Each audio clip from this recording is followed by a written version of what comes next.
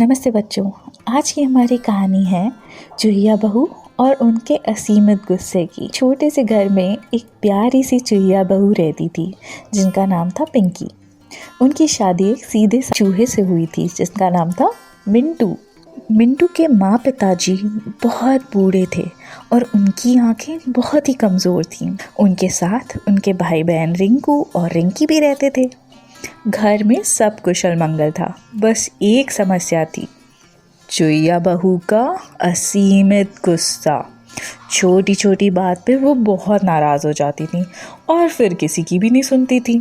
एक दिन सासू माँ घर की सफाई कर रही थी और गलती से उन्होंने झाड़ू मारते मारते चूहिया बहू को भी कचरे में डाल दिया और गलती से आगे उन्हें गलियारे में डाल आई। जब वो कूड़ेदान के पास से वापस आई तो उन्होंने देखा घर में कुछ ज़्यादा ही शांति है। भाई, चूहिया बहू कहाँ गई? तो पूरे घर में जब उन्होंने चिल्लाया, चूहिया बहू कहाँ गई, चूहिया बहू, प्यारी बहू कहाँ गई, बिल्कुल आवाज़ ना आने पर उन्हें समझ आया उनसे बहुत बड़ी भूल हो गई है। वो जल्दी जल्दी कूड़ेदान के पास गई और देखा वहाँ चूहिया बहू बैठी थी एकदम लाल पीली हुई, बहुत गुस्से में। बेचारी सासू माँ ने बहुत माफ़ी मांगी, बोला बेटा हमसे बहुत बड़ी भूल हो गई है, हमें माफ़ कर दो, हमें माफ़ कर दो, हम कुछ भी कर लेंगे तुम्हें मनाने के लिए, पर पहले घर चलो।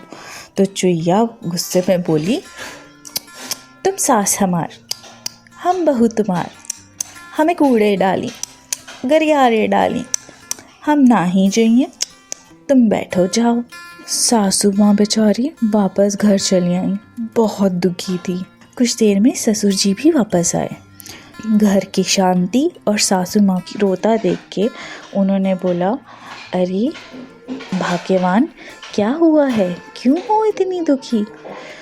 तो उनकी पत्नी ने उन्हें बताया कि हमसे बहुत बड़ी भूल हो गई, हमने अनजाने में चूहिया बहू को कचरे में फेंक दिया, अब वो हमसे बहुत नाराज़ है और कभी घर वापस नहीं आएंगी।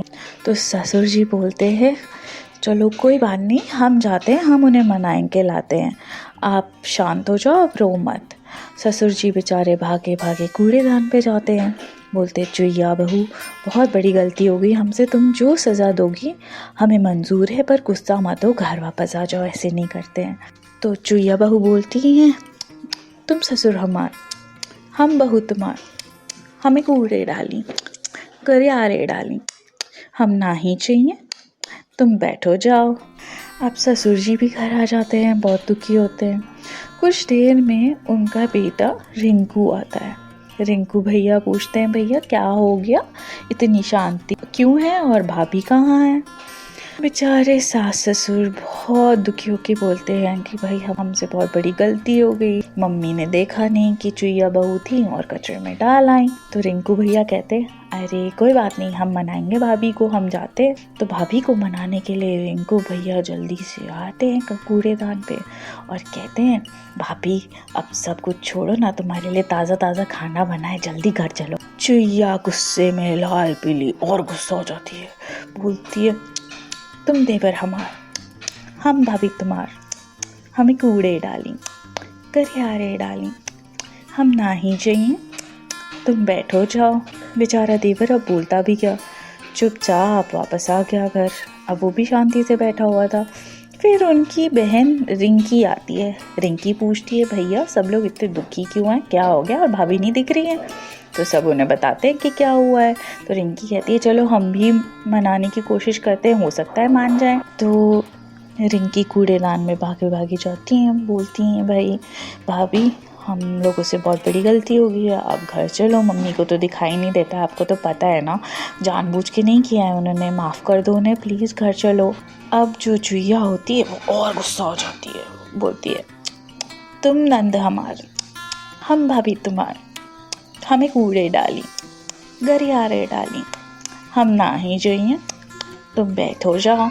अब सब थक हार के जब घर आ जाते हैं तो मिंटू भैया ऑफिस से घर वापस आते हैं और देखते हैं कि भाई घर में एकदम शांति है, चूहिया कहीं दिख नहीं रही है।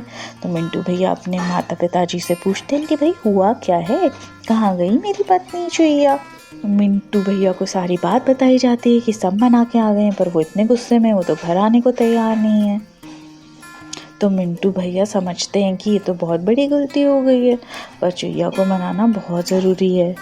फिर वो कूड़ेदान पे जाते हैं और बोलते हैं, चुईया, मेरी प्यारी चुईया, अब पूरा दिन हो गया है, भूखी प्यासी हो, तुम घर चल लो, नाराज़गी छोड़ो, अब घर चलो।